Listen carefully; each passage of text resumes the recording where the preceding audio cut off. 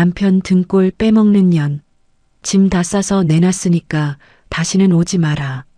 3박 4일 제주도 여행을 마치고 돌아온 저를 맞이한 건 통째로 바뀌어버린 현관 도어락이었습니다. 시어머니는 인터폰 너머로 쌍욕을 퍼붓고는 화면을 꺼버렸습니다. 비상계단에는 제 옷가지와 화장품이 싸구려 가방 2개에 쑤셔 넣어진 채 나뒹굴고 있었죠. 남편은 어머니를 말리기는커녕 동네 창피하니까 친정에 가 있으라며 비겁하게 전화를 끊었습니다. 저는 그날 다짐했습니다. 대신 휴대폰을 꺼내 조용히 녹음 버튼을 눌렀습니다. 그들은 몰랐을 겁니다. 그 집이 누구 이름으로 되어 있는지, 그 카드가 누구 돈으로 채워지고 있었는지, 그리고 그 남편이 제 카드로 다른 여자한테 무엇을 사주고 있었는지. 며칠 뒤 시어머니의 휴대폰에서 제 번호를 70번 넘게 누르게 될 줄은 더더욱 몰랐겠죠. 사연 시작하기 전에 구독을 꾹 눌러주세요. 오늘의 사연 시작합니다. 제주도에서 돌아오는 비행기 안에서 저는 내내 기분이 좋았습니다. 올해 칠순을 맞으신 아버지께서 성산 일출봉 꼭대기에 올라가셔서 아이처럼 웃으시던 모습이 자꾸 떠올랐거든요. 3박 4일이 어떻게 지나갔는지 모를 만큼 행복한 시간이었죠. 김포공항에 내려 짐을 찾고 양손 가득 선물 봉투를 들었습니다. 시어머니 드릴 한라봉 한 상자, 남편이 좋아하는 흑돼지 6포, 거기에 옥돔까지. 무거운 짐을 이리저리 바꿔들면서도 입꼬리가 올라갔습니다. 아파트 현관 앞에 도착한 건 저녁 7시쯤이었습니다. 엘리베이터에서 내려 익숙한 복도를 걸어가는데 현관문 앞에서 발이 딱 멈췄습니다. 도어락이 바뀌어 있었습니다.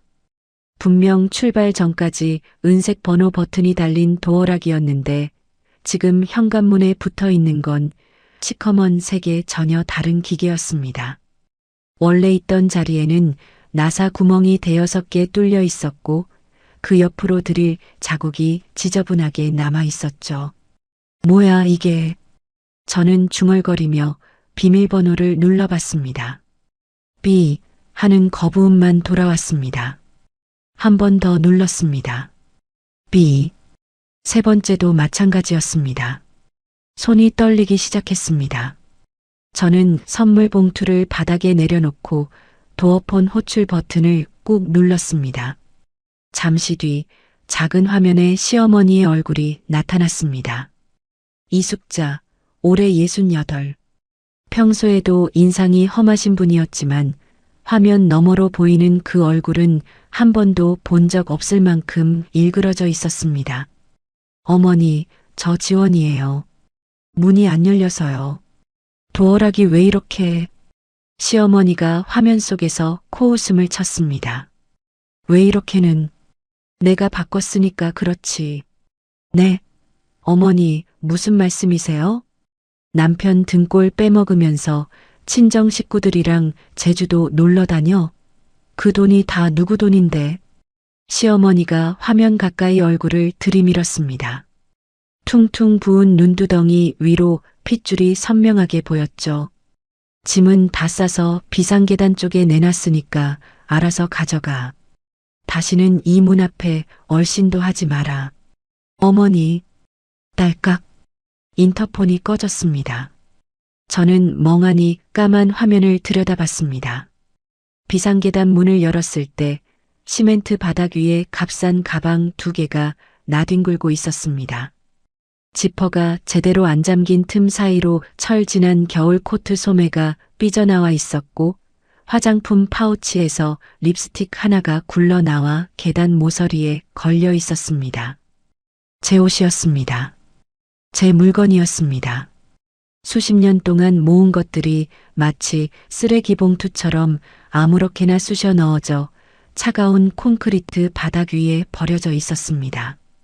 가슴 한가운데서 뭔가가 뚝 하고 끊어지는 느낌이 들었습니다. 어머, 무슨 일이야? 등 뒤에서 목소리가 들렸습니다. 옆집 문이 열리더니 이웃집 아주머니가 고개를 내밀었죠. 그 순간 우리 집 현관문이 벌컥 열렸습니다. 시어머니가 슬리퍼를 질질 끌며 복도로 나오더니 이웃집 아주머니를 향해 손사래를 쳤습니다. 아이고, 신경 쓰지 마세요. 우리 며느리가 밖으로 싸돌아다녀서 내가 좀 혼을 내는 거예요. 집안일인데 뭘. 이웃집 아주머니의 눈이 동그래졌습니다. 저를 힐끗 보더니 어색한 표정으로 문을 닫았죠. 시어머니는 제 쪽을 돌아보지도 않고 다시 현관문 안으로 들어가 버렸습니다. 쾅 하고 문이 닫히는 소리가 복도 전체에 울렸습니다. 저는 주먹을 꽉 쥐었습니다. 손톱이 손바닥에 파고들었지만 아프지 않았습니다. 눈물도 나지 않았습니다.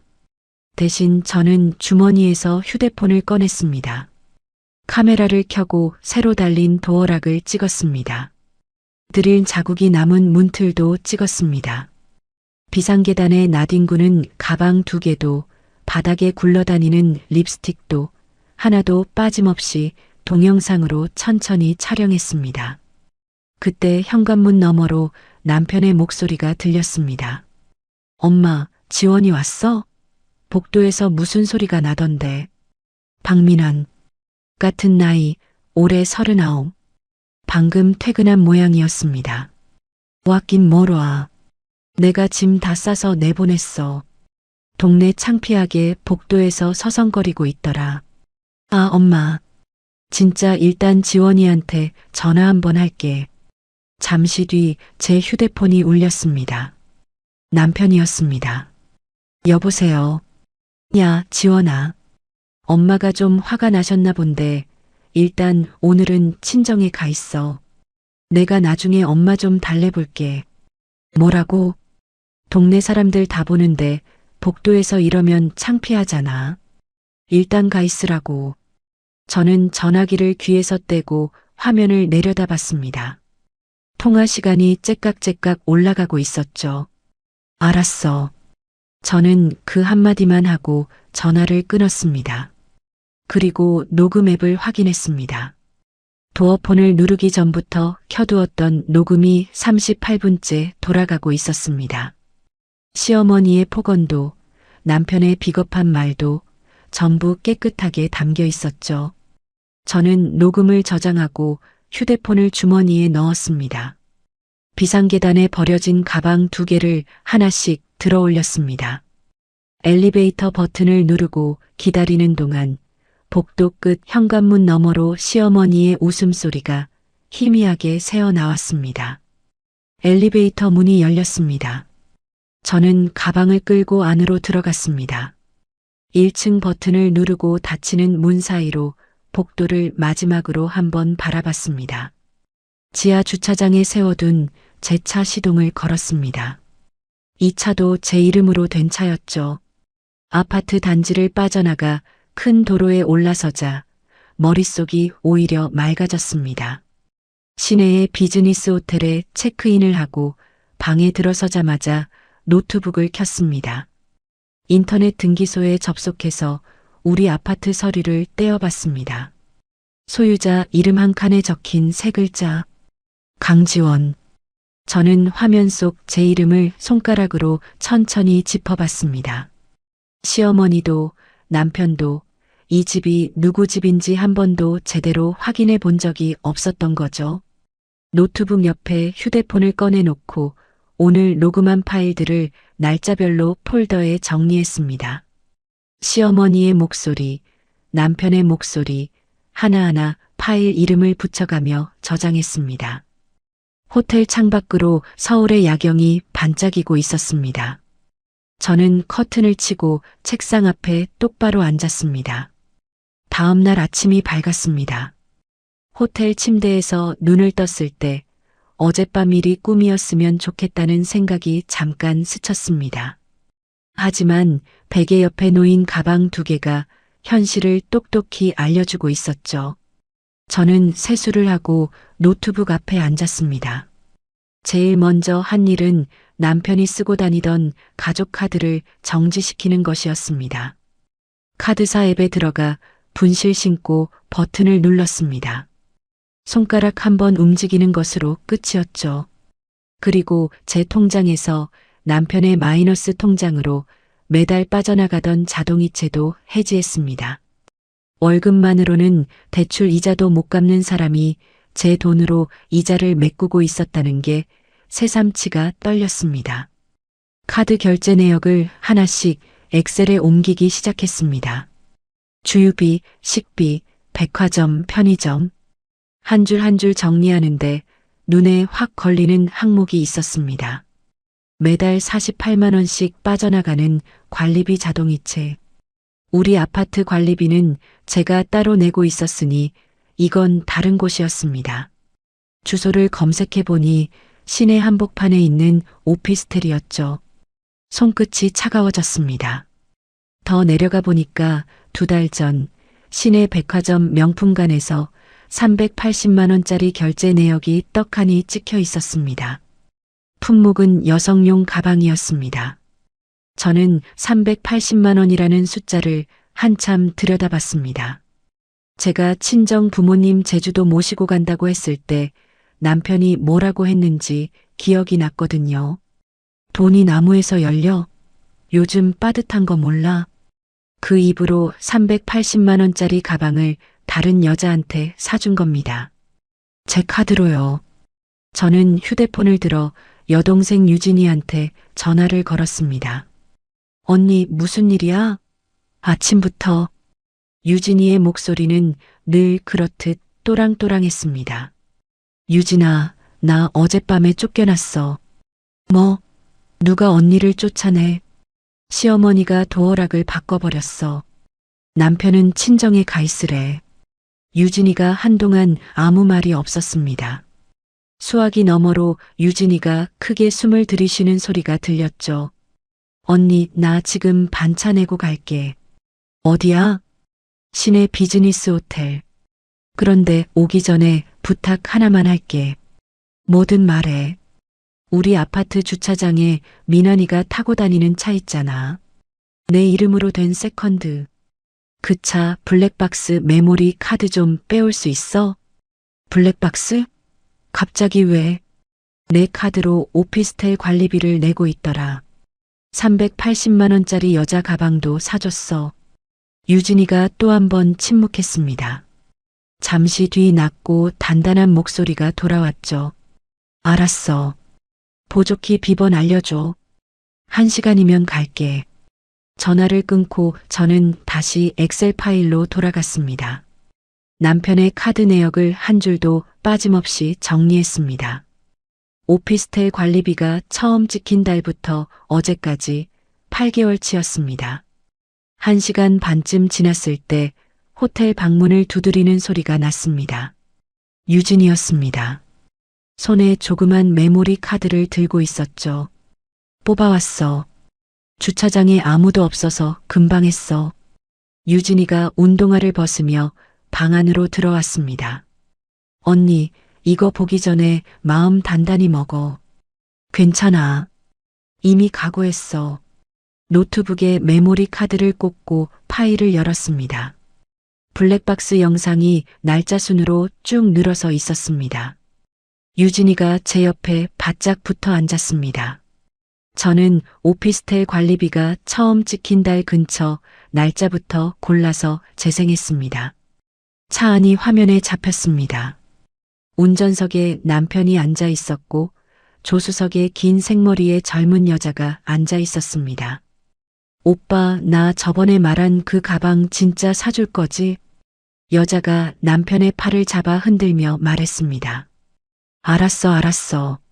다음 주에 백화점 가자. 카드 한도 빵빵하니까 걱정 마. 남편이 여자의 머리카락을 쓸어 넘기며 대답했습니다. 저는 화면에서 눈을 떼지 않았습니다. 유진이가 제 손을 꽉 잡았지만 저는 느끼지 못했습니다. 영상 속에서 남편이 여자의 볼에 입을 맞추며 말했습니다.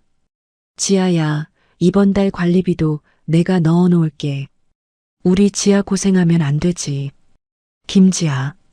이름까지 알게 됐습니다. 유진이가 이를 악물며 다른 날짜 파일을 열었습니다. 바로 어제 제가 도어락 앞에서 쫓겨나던 그 시간대의 영상이었습니다. 차가 움직이고 있었습니다. 도착한 곳은 그 오피스텔 지하 주차장이었죠. 남편이 차에서 내리며 전화기를 꺼내 들었습니다. 여보세요? 배달이요. 치킨하고 피자 세트로 하나 주세요. 결제는 카드로요. 잠시 뒤 남편이 인상을 찌푸리며 다시 전화기를 들여다봤습니다. 카드가 안 된다고? 아, 잠깐만요. 남편이 혼잣말처럼 중얼거렸습니다. 뭐야, 왜 안 돼? 제가 카드를 정지시키기 전이었지만 한도가 다 찼던 모양이었습니다. 제가 시어머니한테 쫓겨나고 있을 바로 그 시간에 남편은 다른 여자 집에서 제 카드로 배달 음식을 시키고 있었던 겁니다. 유진이가 노트북을 탁 닫았습니다. 언니, 이 인간 완전히 끝장내자. 유진이의 눈이 시뻘겋게 달아올라 있었습니다. 저는 고개를 천천히 끄덕였습니다. 유진아, 그 차 보험 내가 들어놓은 거잖아. 해지할 수 있지? 당연하지. 언니 이름이니까 언니가 해지하면 끝이야. 유진이가 휴대폰을 꺼내 보험사 고객센터 번호를 검색했습니다. 저는 옆에서 서류를 챙기며 말했습니다. 그리고 집 팔려고. 유진이의 손이 멈췄습니다. 집? 그 아파트? 응, 내 집이야. 내 이름으로 된 내 집을 내가 파는 건데 뭐가 문제야? 유진이가 저를 빤히 올려다봤습니다. 잠시 뒤 유진이의 입꼬리가 천천히 올라갔죠. 언니, 솔직히 좀 무섭다. 뭐가? 이렇게 차분한 게. 저는 노트북을 다시 열고 인터넷 검색창에 우리 아파트 단지 이름을 쳤습니다. 근처 부동산 중개소 전화번호가 줄줄이 떴죠. 그 중에서 금매를 가장 빨리 처리한다는 후기가 달린 곳을 골라 번호를 눌렀습니다. 안녕하세요. 매물 내놓으려고 전화드렸는데요. 전화기 너머로 중개소 소장의 목소리가 활기차게 돌아왔습니다. 네, 어느 단지요? 내일 오전에 직접 찾아뵐게요. 서류 다 가져갈게요. 전화를 끊고 저는 호텔 창밖을 내다봤습니다. 해가 저물고 있었습니다. 그 시각 남편의 휴대폰에는 카드사에서 보낸 문자가 한 통 찍혀 있었을 겁니다. 분실 신고로 인한 카드 정지 안내. 남편한테서 전화가 왔습니다. 화면에 박민환이라는 이름이 떴다 꺼졌다를 반복했죠. 문자도 줄줄이 밀려 들어왔습니다. 카드 왜 막은 거야? 당장 풀어. 생활비 한 푼도 안 줄 거야. 이혼한다. 전화 받으라고. 저는 휴대폰을 뒤집어 책상 위에 내려놓았습니다. 화면이 깜빡일 때마다 책상이 파르르 떨렸지만 저는 눈길 한 번 주지 않았습니다. 유진이가 보험사 통화를 마치고 제 쪽을 돌아보며 엄지를 치켜 올렸습니다. 해지 완료. 내일부터 그 차 보험 없어. 저는 엑셀 파일을 저장하고 노트북을 닫았습니다. 다음 날 오전 10시 저는 유진이와 나란히 아파트 단지 앞 부동산 중개소 문을 열고 들어갔습니다. 소장은 50대 중반쯤 되어 보이는 남자였습니다. 안경 너머로 저와 유진이를 번갈아 보더니 자리를 권했죠. 앉으세요. 전화 주셨던 분이시죠? 네. 이 단지 107동 1203호요. 오늘 바로 내놓으려고요. 저는 가방에서 서류 봉투를 꺼내 테이블 위에 올려놓았습니다. 등기부등본, 신분증 사본, 건축물 대장까지 빠짐없이 준비해 간 것이었죠. 소장이 등기부등본을 집어들더니 눈을 동그랗게 떴습니다. 아니, 이 집이 사모님 명의였어요? 네. 전 당연히 남편분 명의인 줄 알았는데 그 집에 어머님이랑 남편분이 사시는 거 아니었나요? 맞아요. 그래서 파는 겁니다. 소장이 안경을 고쳤으며 서류를 다시 한번 훑었습니다. 근데 사모님 급하신 거예요? 이 단지 요즘 매물이 안 나와서 천천히 내놓으면 제값 받으실 수 있는데 시세보다 1억 깎아서 내놓을게요. 오늘 안에 계약하고 싶어요. 소장의 눈이 번뜩였습니다. 부동산 하는 사람한테 1억 산 금매라는 말은 마법의 주문 같은 것이었겠죠. 잠깐만요. 딱 맞는 분이 한 분 계시는데 소장이 허겁지겁 휴대폰을 꺼내 어딘가에 전화를 걸었습니다. 김 사장님, 나 한솔부동산이야. 107동 12층 금매 나왔어. 1억 사. 응, 진짜야. 지금 바로 와봐. 전화를 끊은 소장이 손뼉을 탁 치며 말했습니다. 금방 오신대요. 이분이 낡은 집 사서 안을 싹 뜯어 고친 다음에 되파는 분인데 이 단지 매물 나오면 꼭 알려달라고 해놓으셨거든요. 1시간도 안 돼서 부동산 문이 열렸습니다. 회색 점퍼를 입은 40대 남자가 성큼성큼 들어오더니 소장에게 고개를 까딱하고는 테이블 위 서류를 집어들었습니다. 등기부등본을 훑어보고 건축물 대장을 확인하고 저한테 신분증을 대조하더니 고개를 끄덕였습니다. 가격 좋네요. 대신 조건이 있는데 매수자가 점퍼 주머니에서 명함을 꺼내 테이블 위에 놓으며 말했습니다. 안에 살고 있는 분들 내보내는 건 제가 알아서 할게요. 계약하고 잔금 치르는 대로 바로 철거 들어갈 겁니다. 그래도 괜찮으시죠? 괜찮습니다. 저는 단 1초도 망설이지 않았습니다. 매수자가 자리에 앉더니 소장에게 계약서를 뽑아달라고 했습니다. 소장이 프린터에서 계약서를 뽑아오는 동안 매수자는 휴대폰으로 어딘가에 송금을 했죠. 계약금 1억 보냈습니다. 확인해 보세요. 제 휴대폰에 입금 알림이 떴습니다. 저는 화면을 확인하고 고개를 끄덕였습니다. 유진이가 옆에서 계약서 내용을 한 줄 한 줄 꼼꼼하게 읽어봤습니다. 법무법인에서 일하는 사람이 옆에 있으니 소장도 매수자도 긴장하는 기색이 역력했죠. 이상 없어, 언니. 유진이가 고개를 끄덕이자 저는 계약서에 도장을 찍었습니다. 잉크가 마르기도 전에 저는 휴대폰을 꺼내 아파트 관리사무소에 전화를 걸었습니다. 안녕하세요. 107동 1203호 소유주 강지원입니다. 제 명의로 등록된 차량 주차 등록 말소해 주시고요. 세대 출입카드도 전부 정지해 주세요. 관리사무소 직원이 되물었습니다. 네, 전부 다요? 네, 전부 다요. 전화를 끊자 유진이가 제 팔을 톡톡 쳤습니다. 언니, 그 인간 회사 차 가지러 가자. 오후 되면 주차장에 사람 많아져. 저는 소장에게 인사를 하고 부동산을 나섰습니다. 유진이가 운전하는 차를 타고 남편 회사 근처로 이동했죠. 남편 회사 건물 옆 지상 주차장에 도착하니 제 이름으로 된 흰색 차가 한 구석에 세워져 있었습니다. 남편이 매일 타고 출퇴근하던 차였습니다. 저는 미리 챙겨온 보조 스마트키를 꺼내 버튼을 눌렀습니다. 깜빡하고 비상등이 한번 켜졌습니다. 유진이가 주변을 둘러보며 말했습니다. 아무도 안 봐. 빨리 타. 저는 운전석에 올라 시동을 걸었습니다. 사이드미러로 회사 건물 입구를 한번 봤습니다. 남편은 저 안에서 아무것도 모른 채 일하고 있겠죠.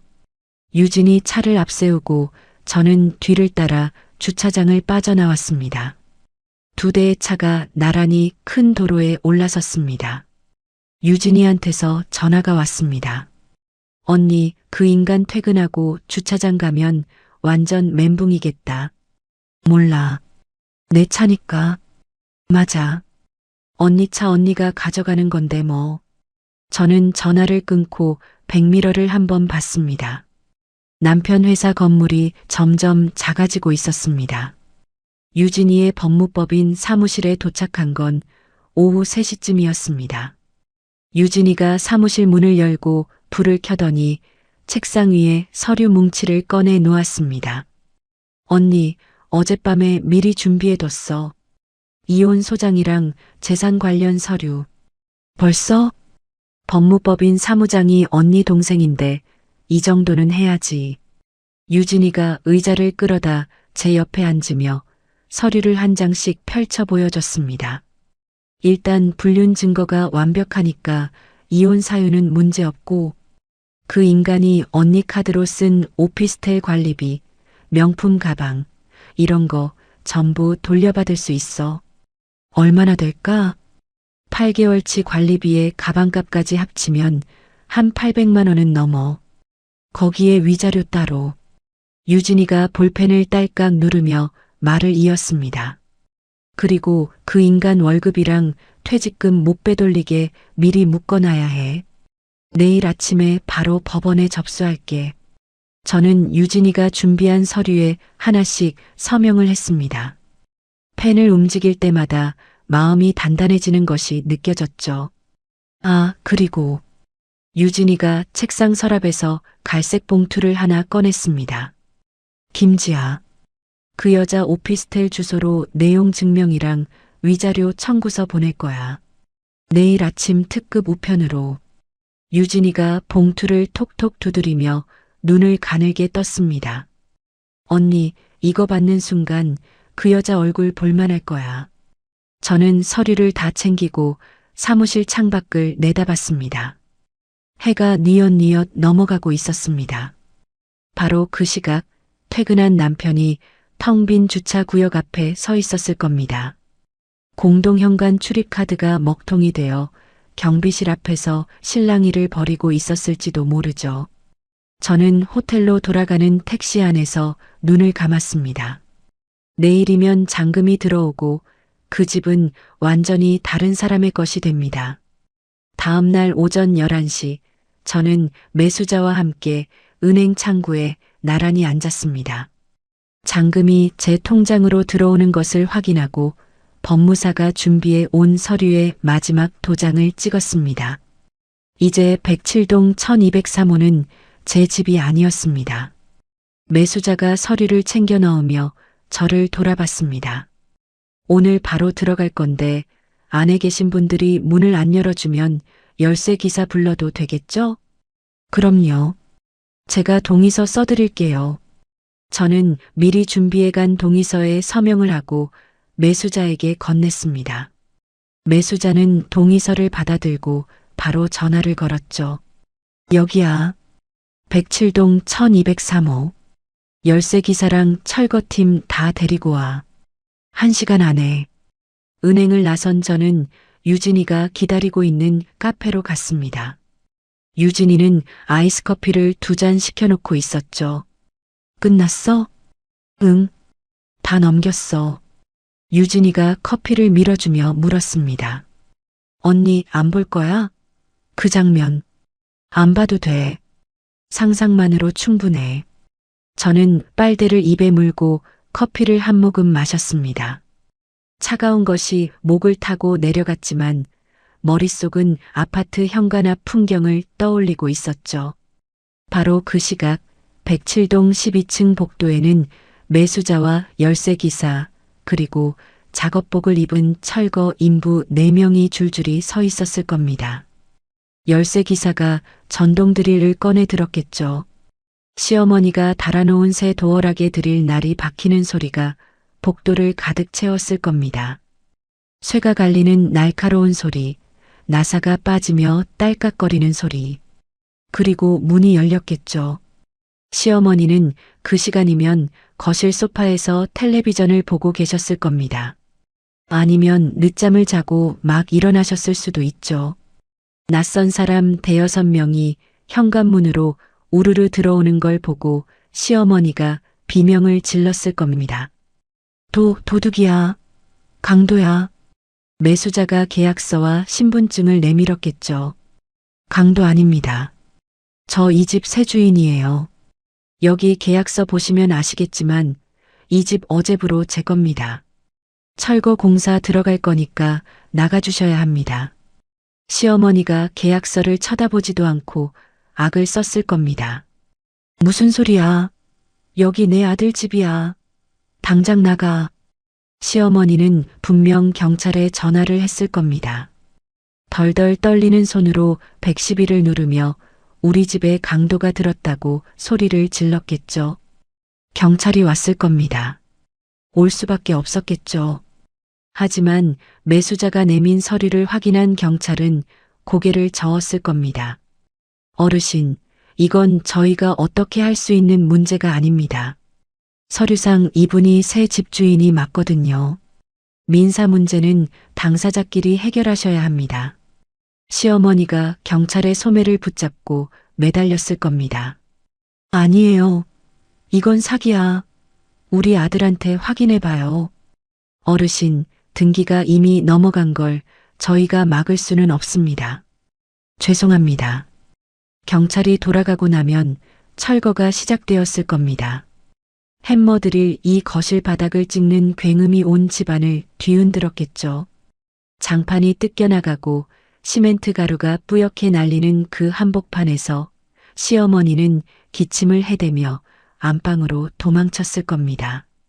인부가 안방 문짝에 손을 대는 순간 시어머니는 버티지 못하고 뛰쳐나왔겠죠. 귀금속 몇 개와 옷가지를 쇼핑백에 허겁지겁 쑤셔 담고 잠옷 위에 코트만 걸친 채로요.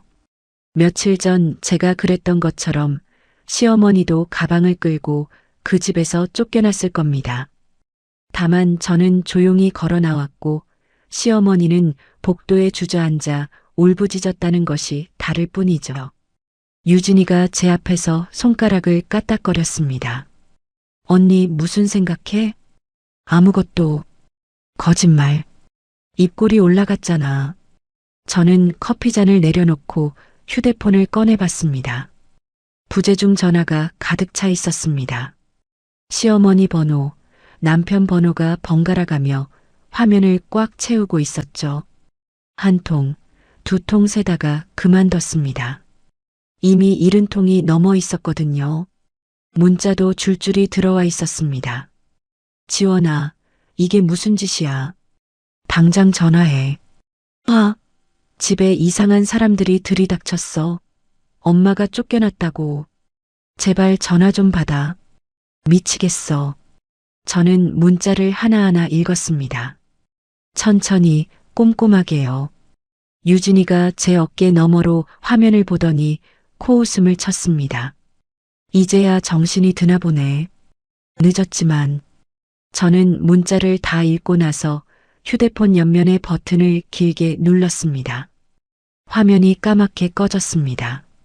언니 껐어? 응. 전화 안 받을 거야? 받을 이유가 없잖아. 유진이가 팔짱을 끼고 의자 등받이에 기대앉으며 말했습니다. 그럼 나도 꺼야겠다. 그 인간들이 내 번호까지 알아내면 귀찮아지니까. 저는 노트북을 꺼내 테이블 위에 올려놓았습니다. 어제 유진이가 법원에 접수한 남편의 급여 가압류 진행 상황을 확인하려는 것이었죠. 법원 홈페이지에 접속해서 접수 번호를 넣었습니다. 화면에 접수 완료라는 4글자가 떠 있었습니다. 유진아, 접수됐대. 그럼 조만간 그 인간 회사 인사팀으로 통보가 갈 거야. 월급에서 바로 빠져나가는 거지. 유진이가 커피를 다 마시고 빈 컵을 탁 내려놓았습니다. 언니, 이제 우리가 할 건 다 했어. 나머지는 법이 알아서 해줄 거야. 저는 노트북을 닫고 카페 창밖을 내다봤습니다. 거리에 사람들이 바쁘게 오가고 있었습니다. 평범한 오후였죠. 휴대폰 전원을 끈 채로 카페에 앉아 있으니 아주 오랜만에 조용했습니다. 시어머니의 잔소리도 남편의 핑계도 아무 소리가 들리지 않았습니다. 유진이가 자리에서 일어나며 말했습니다. 언니, 오늘 저녁은 내가 살게. 맛있는 거 먹으러 가자. 저는 노트북을 가방에 넣고 자리에서 일어났습니다. 쫓겨난 당일 오후 남편과 시어머니는 짐을 들고 동네 모텔로 들어갔을 겁니다. 차도 없고 갈 곳도 없으니 그럴 수밖에 없었겠죠. 저는 호텔 방에서 휴대폰 전원을 다시 켰습니다. 알림이 폭포처럼 쏟아져 내렸습니다. 남편의 문자, 시어머니의 문자, 부재중 전화까지. 저는 그것들을 한 통도 열어보지 않고 전부 스크린샷만 찍어 폴더에 저장했습니다. 며칠이 지났습니다. 유진이한테서 전화가 왔습니다. 언니, 가압류 통보 갔대. 그 인간 회사 인사팀으로. 그래. 응. 인사팀에서 본인한테 확인 전화했을 거야. 회사에서 난리 났을걸. 저는 커피를 한 모금 마시고 창밖을 내다봤습니다. 남편이 지금 어떤 얼굴을 하고 있을지 그려보지 않아도 뻔했죠.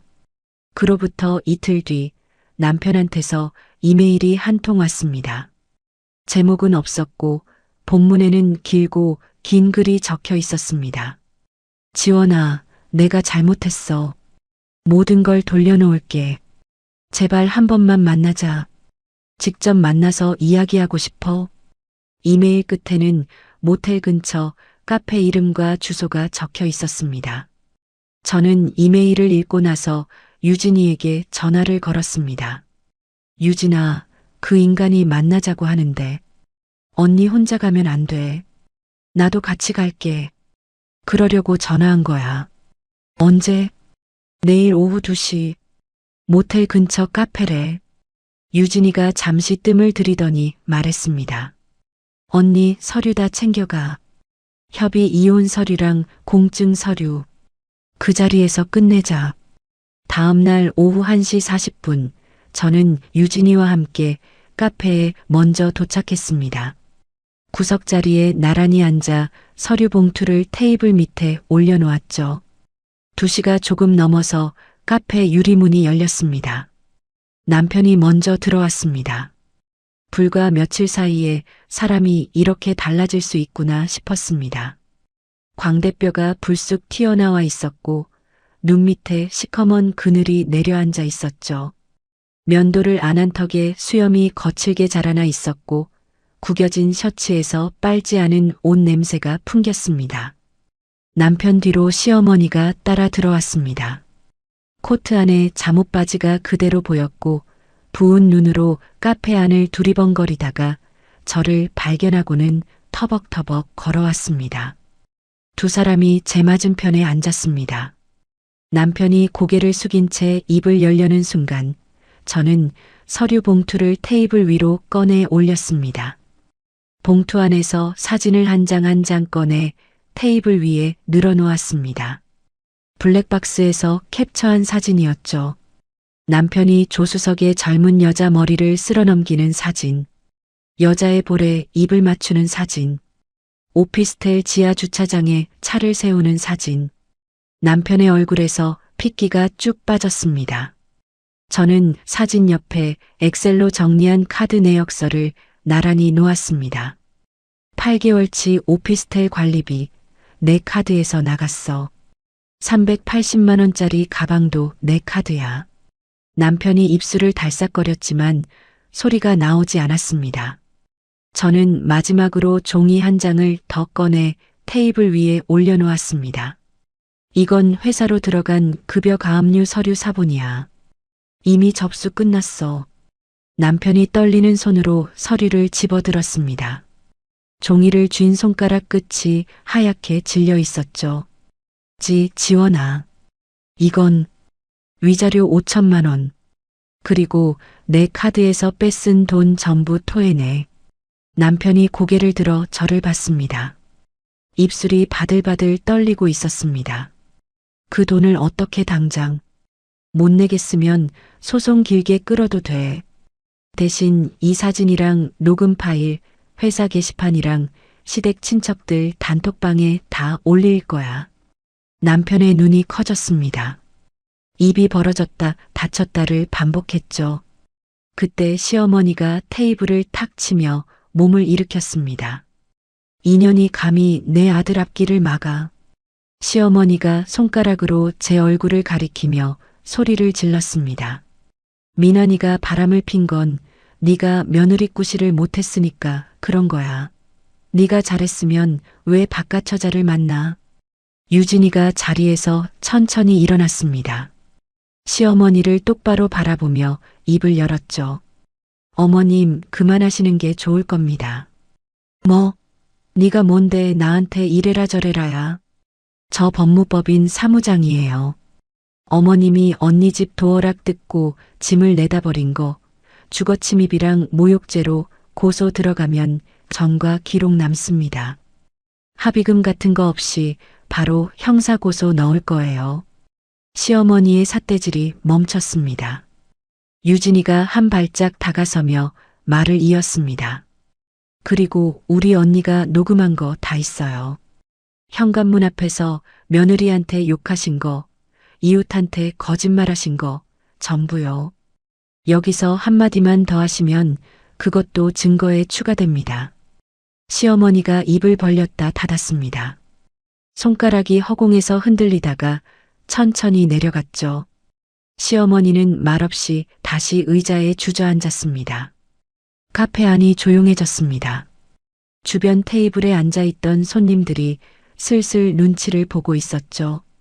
저는 서류 봉투에서 마지막 서류 2장을 꺼내 남편 앞으로 밀어놓았습니다. 협의 이혼 서류랑 빚 갚겠다는 공증 서류야. 여기서 도장 찍어. 남편이 서류를 내려다봤습니다.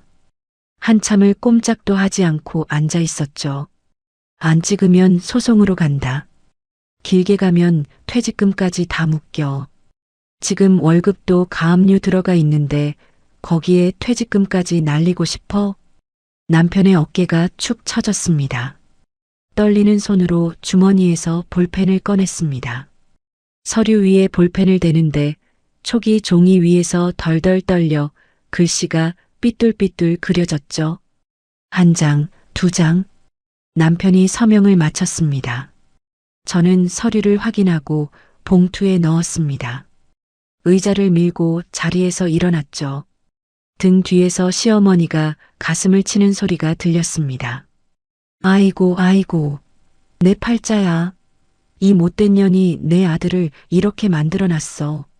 시어머니의 통곡 소리가 카페 안을 가득 채웠습니다. 손님들이 고개를 돌려 쳐다봤지만 저는 뒤돌아보지 않았습니다. 유진이가 카페 문을 열어주며 작게 말했습니다. 잘했어, 언니. 저는 대답 대신 깊게 숨을 한번 들이쉬었습니다. 카페 밖 공기가 차갑고 깨끗했습니다. 합의서에 도장을 찍은 지 일주일이 지났습니다. 저는 호텔을 빼고 시내에 작은 오피스텔을 하나 구해서 짐을 풀었습니다. 이혼 서류가 처리되는 동안 잠깐 머물 곳이었죠. 유진이가 틈틈이 들러 밥도 사다 주고 서류 진행 상황도 알려줬습니다. 그러던 어느 주말 오후였습니다. 유진이한테서 전화가 왔는데 평소와 달리 목소리가 떨리고 있었습니다. 언니, 지금 큰일 났어. 뭐? 무슨 일인데? 그 인간들이 친정에 왔어. 지금 대문 앞에서 난리치고 있어. 심장이 쿵 내려앉았습니다. 아빠, 엄마는? 아빠가 나오셨는데 언니, 아빠가 쓰러지셨어. 지금 119 불렀어. 저는 신발을 신다가 한쪽을 떨어뜨렸습니다. 손이 떨려서 제대로 잡히지 않았죠. 유진아, 자세히 말해봐. 아빠가 왜 쓰러지셔? 그 시어머니가 대문을 두들기면서 동네방네 소리를 질렀어. 이 집 딸년이 집을 팔아먹고 시어머니를 길바닥에 내쫓았다고. 아빠가 나오셨는데 그걸 듣고 뒷목을 잡으시더니 그대로. 유진이의 목소리가 끊겼습니다. 수화기 너머로 구급차 사이렌 소리가 울려 퍼졌죠. 유진아, 아빠 옆에 있어. 나 지금 바로 간다. 전화를 끊고 택시를 잡았습니다. 차 안에서 112에 전화를 걸었죠. 여기 주택가인데요. 지금 제 친정집 앞에서 사람들이 거짓말을 퍼뜨리면서 행패를 부리고 있어요. 우리 아버지가 쓰러지셨는데도 멈추지 않고 있습니다. 빨리 와주세요. 주소를 불러주고 전화를 끊었습니다. 택시 뒷좌석에서 주먹을 꽉 쥐고 있는데 손톱이 살을 파고드는 것도 몰랐습니다. 택시가 친정 동네 골목 입구에 멈췄을 때 구급차 한 대가 막 출발하는 것이 보였습니다. 사이렌을 울리며 멀어지는 구급차 뒷모습을 보는데 다리에 힘이 풀렸습니다. 골목 안은 난장판이었습니다. 동네 사람 열댓 명이 몰려나와 웅성거리고 있었고 그 한가운데에 시어머니가 바닥에 주저앉아 있었습니다. 시어머니는 지나가는 사람마다 붙잡으며 소리를 질러대고 있었습니다. 이 집 딸년이요. 몰래 집을 팔아먹고 늙은 시어머니를 거리에 내쫓았다고요. 세상에 이런 못된 년이 어디 있어요. 남편은 시어머니 옆에 서서 고개를 푹 숙이고 있었습니다. 이웃들이 쳐다보자 남편이 눈가를 손등으로 훔치며 입을 열었죠. 장인어른 백을 믿고 우리 어머니한테 이러는 겁니다. 저도 억울합니다. 렌터카로 보이는 낡은 차가 골목 입구에 빗둘게 세워져 있었습니다. 이것들이 일부러 렌터카를 빌려서 여기까지 찾아온 거였죠. 유진이가 친정집 대문 앞에 서서 시어머니를 막아서고 있었습니다. 얼굴이 시뻘겋게 달아올라 있었지만 이를 악물고 버티는 모습이었죠. 저는 골목을 성큼성큼 걸어 들어갔습니다. 유진이가 저를 보더니 달려왔습니다. 언니, 아빠 구급차 타셨어. 엄마가 같이 가셨고. 알았어. 유진아, 경찰 온다고 했으니까 조금만 기다려. 시어머니가 저를 발견했습니다.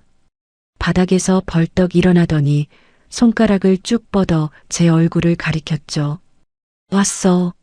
인연 왔어. 다들 봐요. 인연이 내 아들 등골 빼먹고 늙은 시어머니를 쫓아낸 년이에요. 동네 사람들의 시선이 저한테로 쏠렸습니다. 수군거리는 소리가 커졌죠. 남편이 슬금슬금 다가오며 입을 열었습니다. 지원아, 이렇게까지 해야 돼? 우리 엄마가 길바닥에 나앉았는데 네가 사람이야? 저는 남편을 한번 쳐다보고 시선을 돌렸습니다. 주머니에서 휴대폰과 주먹만 한 소형 블루투스 스피커를 꺼냈습니다. 골목 끝에서 경찰차 한 대가 들어오는 것이 보였습니다. 순찰차 문이 열리고 경찰관 2명이 내렸죠. 시어머니가 경찰관을 보자마자 달려갔습니다. 경찰 아저씨, 전현이 우리 집을 몰래 팔아먹고 시어머니를 길바닥에 내쫓은 년이에요. 전현 잡아가요. 경찰관이 양쪽을 번갈아 보며 상황을 파악하려 했습니다. 저는 경찰관 앞으로 걸어가 또박또박 말했습니다. 저 사람들이 거짓말을 퍼뜨리면서 소란을 피워서 제 아버지가 쓰러지셨습니다. 지금 구급차로 실려가셨어요. 진실이 뭔지 제가 보여드릴게요. 저는 스피커를 켜고 휴대폰을 연결했습니다. 볼륨을 최대로 올렸죠. 첫 번째 파일을 재생했습니다. 골목에 남편의 목소리가 선명하게 울려 퍼졌습니다. 지아야, 마누라 카드 한도 빵빵하니까 걱정 마. 다 시켜 먹자. 이어서 여자의 웃음소리가 섞인 남편의 목소리가 또 나왔습니다. 엄마, 늙으면 요양원 보내면 되지 뭘. 그때쯤이면 돈도 충분할 거야. 동네 사람들 사이에서 탄식이 터져 나왔습니다. 시어머니의 얼굴이 하얗게 굳었죠. 남편이 스피커를 향해 달려들었습니다. 꺼. 당장 그거 꺼. 유진이가 남편 앞을 가로막고 팔을 벌렸습니다. 손대지 마. 건드리면 바로 폭행으로 추가 고소야. 남편이 유진이한테 막혀 발을 동동 굴렀습니다. 저는 두 번째 파일을 재생했습니다. 시어머니의 목소리가 스피커에서 쏟아져 나왔습니다. 남편 등골 빼먹는 년. 짐 다 싸서 내놨으니까 다시는 오지 마라. 이 집 딸년이 밖으로 싸돌아다녀서 내가 쫓아내는 거예요. 동네 사람들이 시어머니를 돌아봤습니다. 아까까지 시어머니 편을 들어주던 이웃 아주머니가 고개를 절레절레 흔들었죠. 아니, 바람 피운 건 아들이면서 며느리를 쫓아냈어? 시어머니가 요양원 보내버린다는데 저러고 있었네. 아버지까지 쓰러뜨리고 이 사람들이 진짜. 동네 사람들의 시선이 완전히 뒤집어졌습니다. 방금까지 불쌍한 시어머니라고 생각했던 사람들이 이제는 얼굴을 찌푸리며 손가락질을 하기 시작했죠. 시어머니가 휘청거리며 남편을 돌아봤습니다. 눈이 부릅떠져 있었습니다. 미나나, 내가 바람을 피웠어? 그것도 마누라 돈으로? 남편이 고개를 돌리며 입을 다물었습니다. 이 자식이. 시어머니가 남편의 등짝을 내리쳤습니다. 내가 바람을 피워서 이 꼴이 난 거야. 네 때문에 내가 길바닥에 나앉은 거라고. 남편이 시어머니의 손을 피하며 뒷걸음질 쳤습니다. 엄마, 여기서 이러지 마. 네가 나한테 요양원을 보내. 애미를 요양원에 쳐넣어. 시어머니가 남편의 셔츠 깃을 움켜잡았습니다. 남편이 시어머니의 손을 뿌리치자 시어머니가 비틀거리며 주저앉았죠. 경찰관 2명이 달려들어 둘 사이를 갈라놓았습니다. 저는 경찰관에게 다가가 또박또박 말했습니다. 이 사람들을 거짓말로 명예를 훼손한 것과 동네 소란, 그리고 무단으로 집에 들어온 것까지 전부 고소하겠습니다. 경찰관이 고개를 끄덕이며 수첩을 꺼냈습니다. 시어머니와 남편이 서로 소리를 지르고 밀치는 것을 경찰관들이 제지했습니다. 순찰차 뒷문이 열렸고 두 사람이 차 안으로 밀려 들어갔습니다. 순찰차가 골목을 빠져나갈 때 시어머니의 울음소리가 차 안에서 새어나왔습니다. 저는 그 소리를 등 뒤로 흘려보내며 유진이를 돌아봤습니다. 병원 가자. 아빠한테. 유진이가 고개를 끄덕이고 제 손을 잡았습니다. 유진이의 손도 떨리고 있었죠. 병원 응급실에 도착하니 어머니가 복도 의자에 앉아 계셨습니다. 두 손을 꼭 모으고 고개를 숙이고 계신 모습이 멀리서도 보였죠. 엄마. 어머니가 고개를 드셨습니다. 눈가가 벌겋게 부어 있었습니다. 지원아, 유진아. 아빠 어떠세요? 의사 선생님이 크게 위험하진 않다고 했어. 혈압이 갑자기 올라서 그런 거래. 지금 안정 취하고 계셔. 저는 그제야 다리에 힘이 풀려 어머니 옆에 털썩 앉았습니다. 엄마, 죄송해요. 저 때문에 아빠가. 어머니가 제 손을 꽉 잡으셨습니다. 무슨 소리야? 네 잘못이 아니지. 그 사람들이 갑자기 찾아와서 그런 건데. 유진이가 어머니 반대편에 앉으며 물었습니다. 엄마, 처음에 어떻게 된 거야? 내가 도착했을 때는 이미 아빠가 쓰러지신 뒤였거든. 어머니가 눈을 감고 천천히 입을 여셨습니다. 낮잠 주무시다가 대문 두드리는 소리에 아빠가 먼저 나가셨어. 나는 부엌에 있었는데 밖에서 고함 소리가 들려서 나가보니까 그 시어머니라는 분이 바닥에 앉아서 우리 집 딸년이 집을 팔아먹었다고 소리를 지르고 있더라고.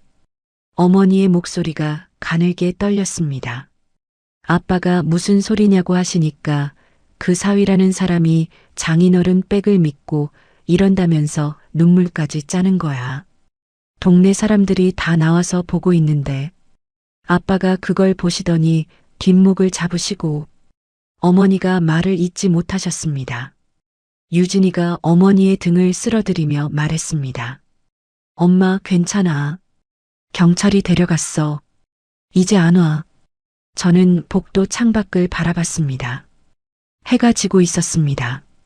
아버지가 쓰러지셨다는 말을 들었을 때부터 가슴 한가운데서 끓어오르던 것이 아직도 식지 않고 있었죠. 1시간쯤 지나서 의사가 나왔습니다.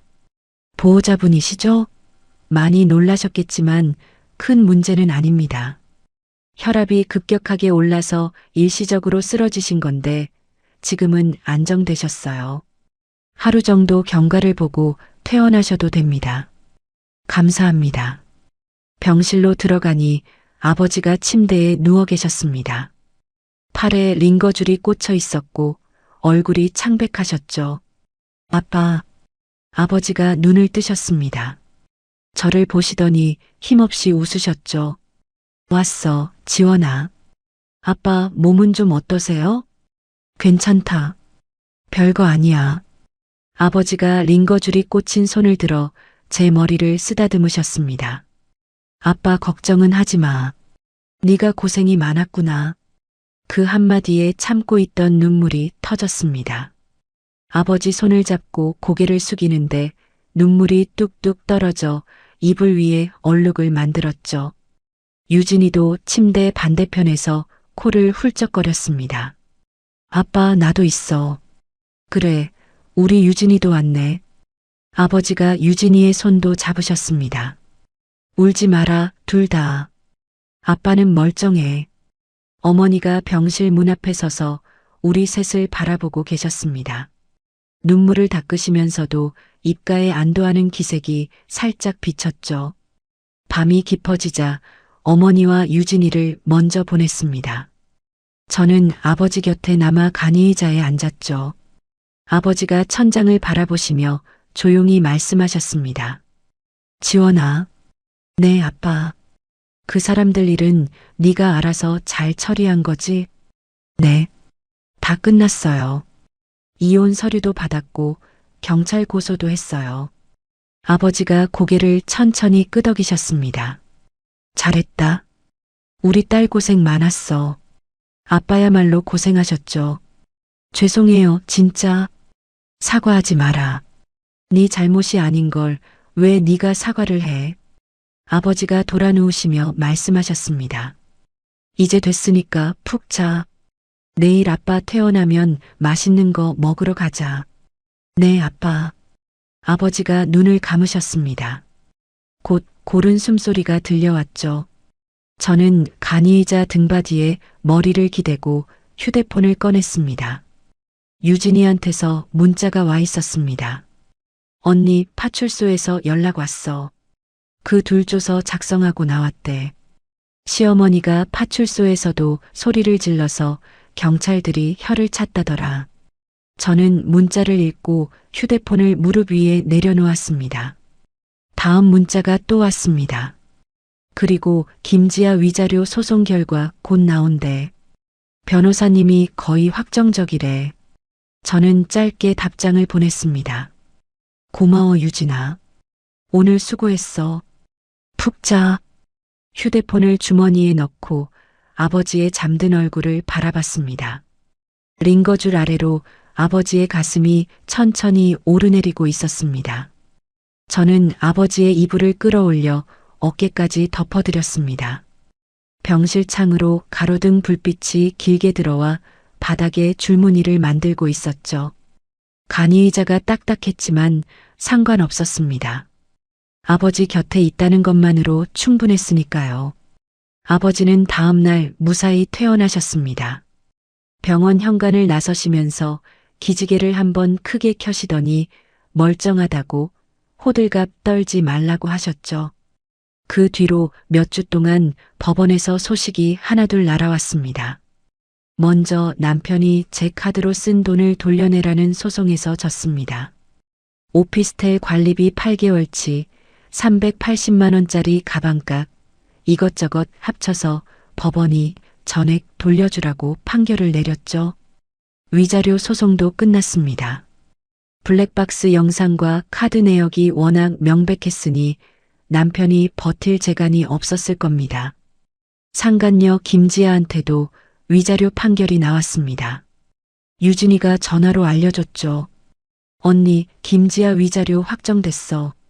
그 여자 변호사도 안 구하고 법원에 나타나지도 않았대. 도망간 거야? 글쎄, 판결문 받으면 어차피 돈은 물어내야 하니까. 도망가 봐야 소용없지. 유진이가 웃으며 말을 이었습니다. 아, 그리고 시어머니 명예훼손건. 벌금형 나왔어. 몇백만 원. 벌금을 낼 돈은 있으려나. 글쎄, 그건 그쪽 사정이지 뭐. 시어머니의 명예훼손 고소까지 마무리되자 유진이와 변호사가 남편 쪽에서 걸어온 재산분할 청구도 깔끔하게 막아냈습니다. 아파트는 처음부터 제 돈으로 산 제 명의였고 쇼핑몰 사업도 결혼 전부터 제가 혼자 키운 것이었으니 남편이 손 벌릴 구석이 없었죠. 이혼 신고가 완료된 날 저는 친정으로 갔습니다. 아버지가 거실 소파에 앉아 텔레비전을 보고 계셨습니다. 안색이 많이 좋아지셔서 마음이 놓였죠. 아빠, 왔어, 지원아. 밥 먹었어?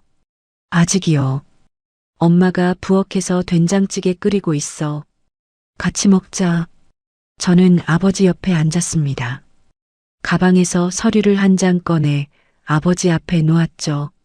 아빠, 다 끝났어요. 이혼 신고 완료됐어요. 아버지가 서류를 내려다보셨습니다. 한참 동안 아무 말씀이 없으셨죠. 고생했다, 우리 딸. 아버지가 서류를 접어 테이블 위에 올려놓으시며 말씀하셨습니다. 이제 네 인생만 살아라. 아빠는 그것만 바라면 돼. 부엌에서 어머니가 국자를 들고 나오셨습니다. 지원이 왔어? 어서 손 씻고 와. 유진이도 온다고 했는데 곧 올 거야. 잠시 뒤 현관문이 열리며 유진이가 씩씩하게 들어왔습니다. 나왔다. 배고파 죽겠어. 네 식구가 둘러앉아 된장찌개를 먹었습니다. 유진이가 연신 밥을 퍼먹으며 아버지한테 반찬 투정을 하고 어머니가 유진이 머리를 한 대 치시고 아버지가 껄껄 웃으셨습니다. 밥을 먹다가 눈물이 핑 돌았습니다. 이런 평범한 저녁 식사가 얼마나 오랜만인지 모르겠더라고요. 시댁 눈치를 보느라 명절에도 제대로 못 왔었으니까요. 그 뒤로 몇 달이 흘렀습니다. 저는 오피스텔에 작은 사무실을 차리고 온라인 쇼핑몰 일에 매달렸습니다. 결혼 생활 내내 시댁 살림에 치이면서도 놓지 않았던 사업이었죠. 시어머니 밥상 차리랴, 남편 뒷바라지하랴, 새벽에 겨우 시간을 쪼개서 컴퓨터 앞에 앉았던 날들이 떠올랐습니다. 이제는 하루 종일 사업에만 집중할 수 있었습니다. 거래처를 새로 뚫고 상품 구성을 바꾸고 새벽까지 포장을 하기도 했죠. 석 달 만에 매출이 3배로 뛰었습니다. 유진이가 사무실에 놀러와서 매출 화면을 보더니 휘파람을 불었습니다. 언니 대박이다. 진짜 이러다 건물주 되겠어. 건물주는 무슨. 아직 멀었어. 에이, 겸손은. 언니가 얼마나 대단한 사람인지 그 집안에서만 몰랐지. 저는 웃으며 모니터를 껐습니다. 어느 날 저녁이었습니다. 회사 동료들과 회식을 마치고 식당 앞에서 대리기사를 불렀습니다. 비가 추적추적 내리는 밤이었죠. 잠시 뒤 낡은 우비를 입은 사람이 빗속을 뛰어왔습니다. 허리를 굽히고 헐떡거리며 제 차 운전석 문을 열었죠. 대리운전 왔음님. 말이 끊겼습니다. 우비 모자 아래로 보이는 얼굴.